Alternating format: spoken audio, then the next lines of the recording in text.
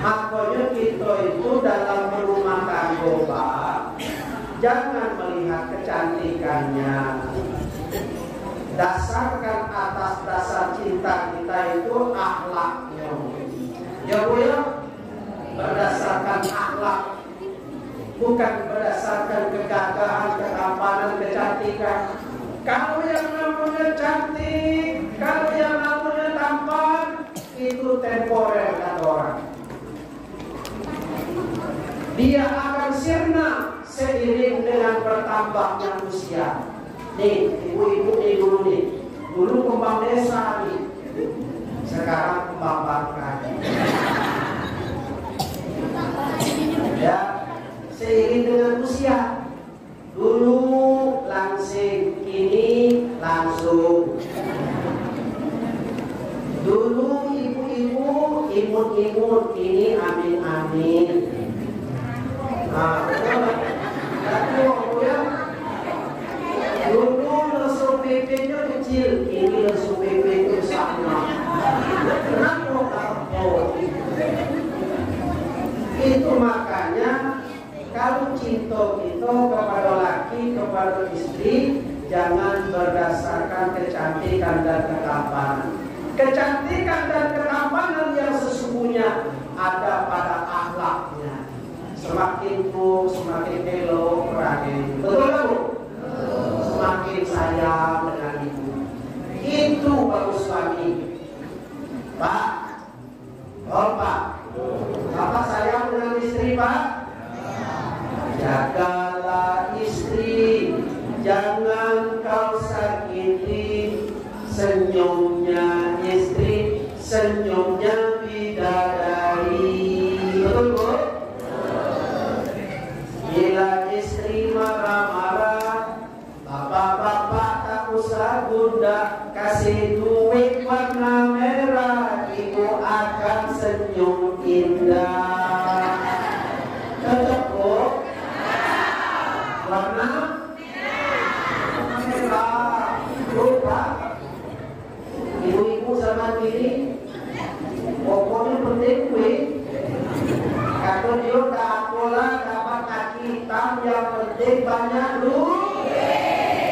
Tak pola dapat kaki buruk, yang penting banyak duit. Terserahlah bapak pergi kemana, yang penting tinggalkan duit. Bapak tak penting-penting amat, yang penting duit. Lupa duit.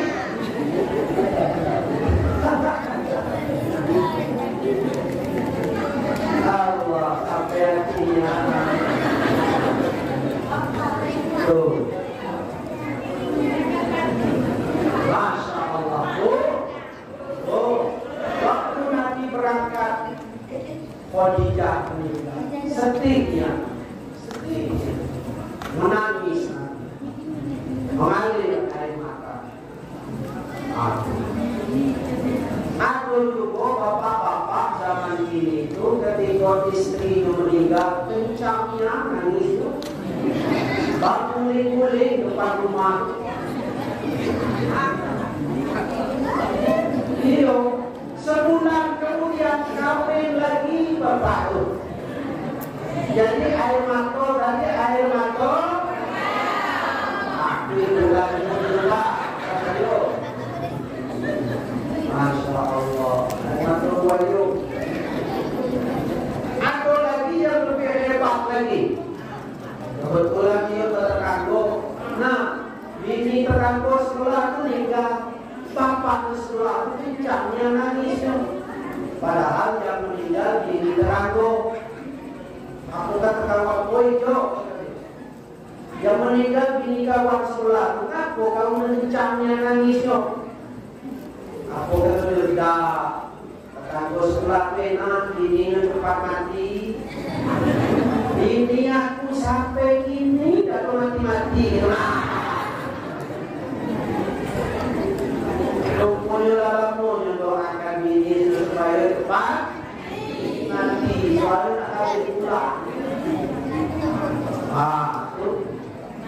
Jadi waktu bininya sakit, dia pesan. Bininya sakit itu. Kan? Ayah kaget kalau aku mati, ayah jangan dulu kawin dengan yang lain sebelum kuburan aku tumbuh rumput ya. Yo. Begitu dia meninggal, tiap pagi lakinya nyirami kuburan ini. Pagi-pagi sudah nyirami kuburan ini. Wah, yo tipunya. Dan lalu kemudian lewat anak muda. Woi pak, rajinnya nyirami kuburan tuh. Hebat cinta sejati. Bagus. Aku dan bapak dari situ. Bini aku tadi dia pesan sebelum dia tinggal, jangan dulu kawin dengan yang lain sebelum kuburannya tumbuh rumput. Pantaslah bapak kira kuburan bini setiap pagi supaya cepat tumbuh. Itu pak, ya. Alhamdulillah bersalin ya. Mudah-mudahan bapak kita tak mencerita. Saya tengok wajah bapak-bapak itu wajah baik kalau bapak sayang dengan ibu ya. Udah, Nabi berangkat Nabi naik buruk.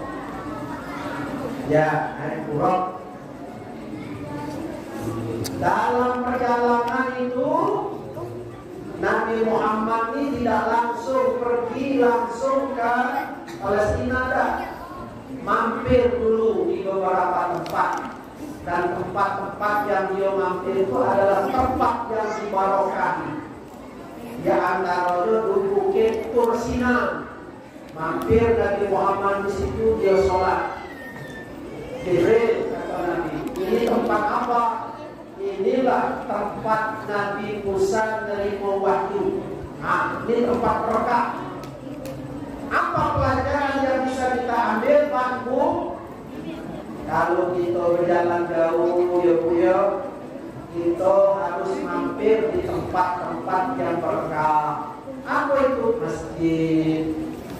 Mampir kita sholat. Kalau berjalan jauh. Lalu di Jawa sana ada makam-makam keramat. Di sini katanya ada makam siapa dari itu? Orang kayu pendaftaran. Siarah kita ke kuburan ya. Tawassul. Ini boleh. Tawassul. Di situ ada keberkahan. Tuh. Dulu waktu Nabi masih hidup ada nenek-nenekku. Namanya Muslim. Nabi ketika tidur berkeringat meleleh, keringat melitikan. Lalu diambil gelas, ambil kapas. Nah, keringat Nabi yang meleleh ditika dari dilapnya dimasuk ke dalam gelas, tambah air putih sedikit. Kemudian Nabi bangun, ya Muslim, apa yang kau lakukan ini?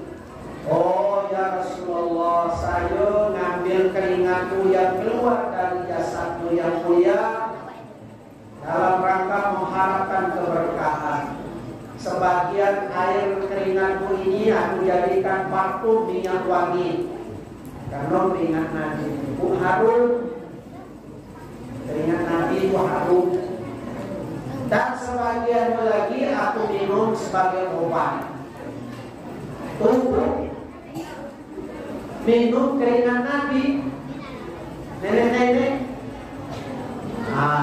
dalam rangka barokah di situ, dapat berkah. Nah itu kalau nggak coba-coba besok kaki lagi itu baru balik dari pun. Itu tidur berkeringat, ambil gelas, tampung bawa keleknya dulu. Minum, insya Allah dan keren. Beliau tadi sambungkan dengan keringat Nabi, mana sampai. Ingat keringat Nabi itu harum, keringat lagi itu baik. Tidak usah minum keringat lagi, Bu. Jadi dalam rangka mengambil barokah, apa kata Nabi, al-barakatu ma'abil akabir. Keberkahan itu ada pada orang yang lebih tua dari kita. Siapa itu? Mak itu, ayah itu, nyai itu, nenek itu, para kiai, para ustaz, guru-guru kita. Itu ada keberkahan pada tangannya itu. Maka ciumlah tangannya. Ya Bu ya. Cium lagi tangan itu. Sudah saya cium lagi tangan lagi itu. Jangan lagi tangan apa? Tangan lagi orang yang kita cium. Itu ada ibu. Wah, pejabat datang ke baris. Nyalami pejabat, cium tangan pejabat. Pejabat itu belum tentu bersih. Nah, ambil berkah apa dengan dia? Kalau kita mengambil berkah dari orang tua kita, apa berkah itu? Arti berkah itu? Arti berkah itu ziyadul khair, bertambahnya kebaikan. Yang tadinya rajin sembahyang, ditambah lagi dengan selalu mencium tangan suami, ditambah lagi keberkahannya itu dia nambah sembahyang duha, sembahyang hajat, bertambah kebaikannya itu ya. Ibu kalau dapat hasil panen beras padi yang bersedekah, ditambah oleh Allah tahun depan bertambah banyak. Biasanya 10 karung, tambah dari 20 karung. Kalau lagi sedekah, itu namanya berkah. Yang banyak buku, makin kepada orang-orang yang alim, sedekah kepada orang yang alim. Nah, tahun depan bertambah. Kalau tidak bersedekah, nah bisa jadi dikurangi rezekinya. Disobek atau buku mati. Nah, kenapa? Karena ada keberkahan. Apa itu? Kalau kita punya kebun, rajin-rajin sedekah supaya berlimpah pahalanya. Ya Bu ya. Kemudian Bapak Ibu hadirin yang dirahmati Allah Subhanahu wa taala, berangkat Nabi dalam perjalanan Nabi melihat ada orang yang memukul kepalanya dengan batu, pecah balik bagus lagi. Jibril, kenapa orang ini memecahkan kepalanya? Oh, itulah orang yang malas sholatnya. Bahwa min ba'dihim khalqun adha'us shalah wattaba'us syahwat fasawfa yalqawna ghayya. Nanti ada orang yang malas sholat, memperturutkan hawa nafsunya. Bu, sekarang sudah mulai orang banyak meninggalkan sholat. Dianggapnya biasa sholat itu. Padahal Nabi Isra Mi'raj jemput sholat. Naik langit pertama, langit kedua, sampai langit ketujuh ke Sidratul Muntaha bertemu dengan Allah. Lalu dalam hadisnya disebutkan, Faradallahu ala ummati lailatal Isra. Allah mewajibkan sholat kepada umatku, kata Rasulullah, pada malam Isra 50 waktu sholatnya. Kira-kira banyak sedikit? Banyak. Balam azal muraji'u wa as'aluhu ta'fifa. Lalu Rasulullah bolak-balik menghadap kepada Allah untuk minta keringanan, hatta ja'alaha khamsan fi kulli yawmin wa lailatin. Lalu Allah menjadikan sholat yang 50 waktu tadi menjadi 5 waktu sehari semalam. Inilah yang dijemput oleh Rasulullah untuk diberikan, dihadiahkan kepada umatnya. Lalu pertanyaannya, apa guna sholat itu? Ayo ibu-ibu, ibu-ibu yang bisa jawab, ibu-ibu pula. Ibu-ibu yang bisa jawab, guna sholat itu untuk apa? Kita sembahyang terus, tapi gunanya untuk apa?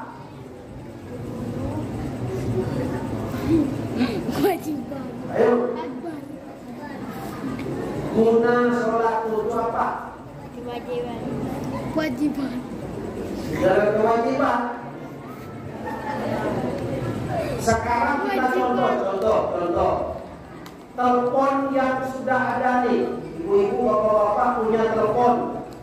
Gunanya HP itu untuk apa?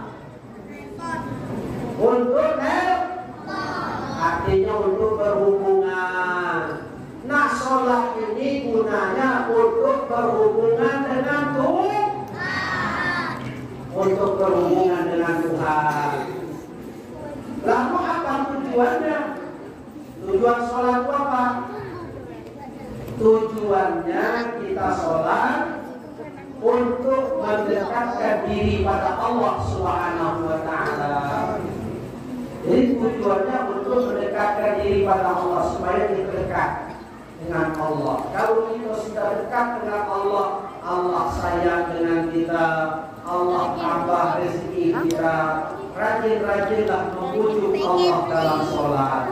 Sayang, sering kali sayang orang sekarang sholat itu asal-asalan saja. Ya. Banyak sekarang kata Rasulullah, ada orang sholat di depan Nabi. Sholat, Allah, cepat sekali sholatnya. Sudah selesai sholat, dipanggil Nabi, sini dulu. Irji fasolli fa innaka lam tusolli. Sholat kembali yang tadi tidak dianggap sholat. Sholat cepat itu tidak dianggap. Nah, itu sekarang banyak bapak-bapak, ibu-ibu sembahyang cepat selesai, asal saja tuh lihat di YouTube, di TV, ada orang sembahyang tarawih 20 rakaat 7 menit. Masya Allah.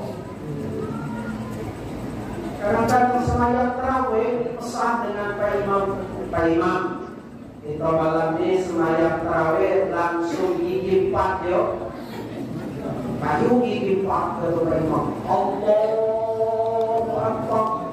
Bismillahirrahmanirrahim.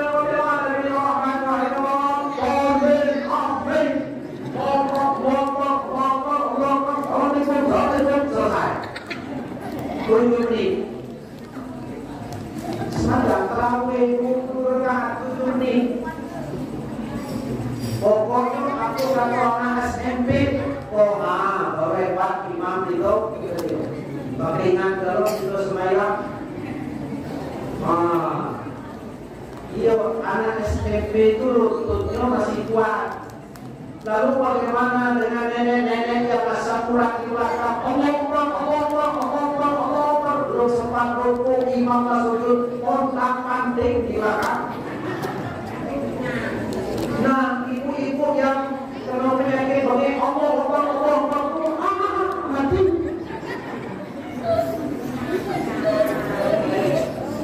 Masya Allah. Boleh sabar ya. Sabar. Wa'mur ahlaka bis-shalah wastabir 'alaiha. Ajak keluargamu sholat, tapi bersabarlah dalam sholat itu. Sabar, tenang. Bismillahirrahmanirrahim. Alhamdulillahi Rabbil Alamin. Ar-Rahmanirrahim. Tenang, sabar, enak. Apalagi bentar lagi bulan depan itu masuk sholat sembahyang tarawih, masuk bulan Ramadan.